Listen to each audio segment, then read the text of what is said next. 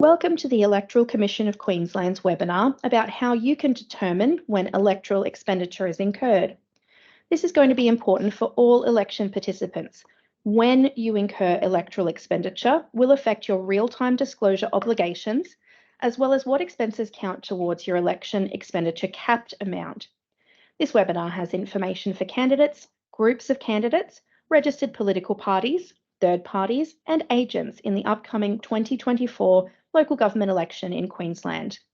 It will provide a quick refresher on what electoral expenditure is, when electoral expenditure is incurred, examples of how to work out when electoral expenditure is incurred, and where you can get more information or assistance from the ecq if needed. Here's a refresher on what electoral expenditure is.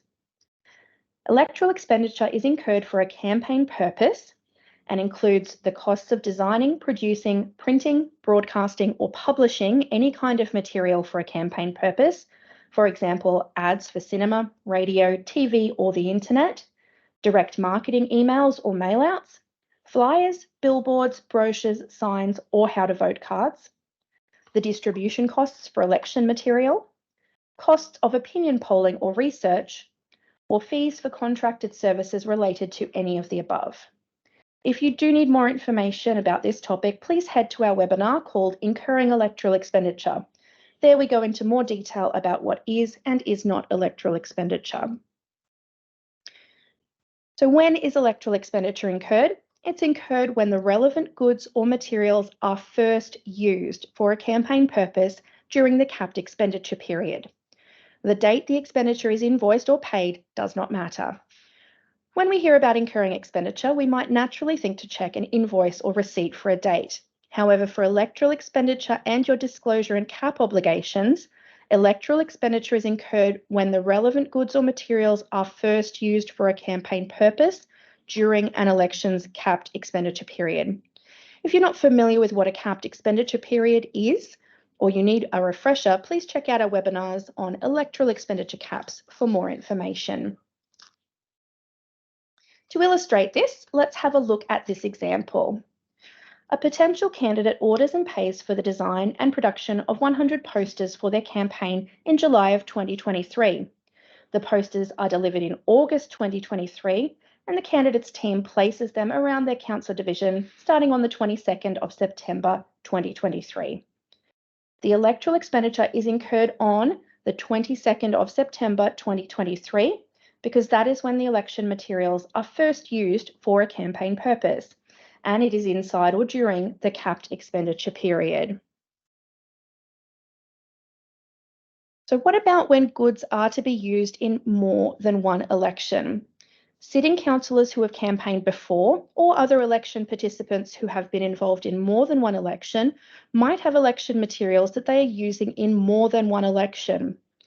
If electoral expenditure has been incurred for goods where the dominant purpose of the goods is for a campaign purpose, then the electoral expenditure is incurred when the goods are first used for a campaign purpose during a capped expenditure period. We're going to spend the next couple of slides looking at some more examples and working out when electoral expenditure is incurred.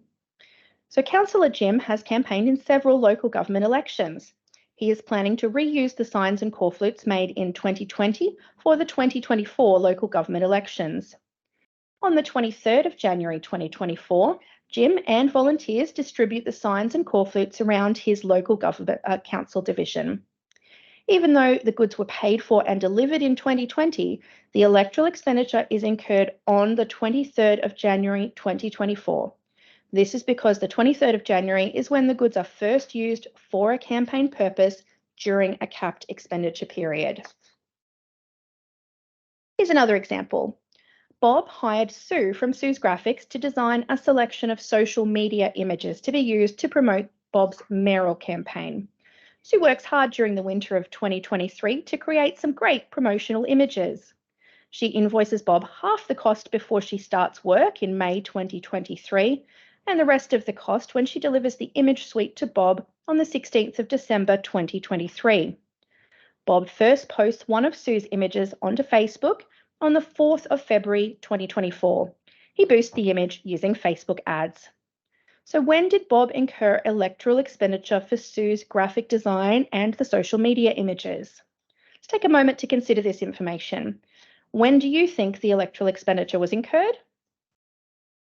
The answer is the 4th of February 2024. This is the first time that the goods or materials, in this case the social media images, are used for a campaign purpose. The electoral expenditure incurred includes expenditure to design, produce, print, or distribute goods. The Electoral Commission of Queensland has published a comprehensive range of fact sheets about electoral expenditure and the new expenditure caps on our website. This is where we recommend you go next for more information. If we've used any terms today that you're not sure about or would like more information on, for example, what is electoral expenditure or what is the capped expenditure period, please head to this fact sheet page as you'll be able to find more information there. In addition to the resources we've made available on our website, you can consult the Local Government Electoral Act itself for more information. Our funding, disclosure and compliance team here at the Electoral Commission of Queensland can also provide some guidance. Please note that the Electoral Commission of Queensland provides general advice only. Should you be in any doubt regarding your obligations, please seek independent legal advice. Thank you.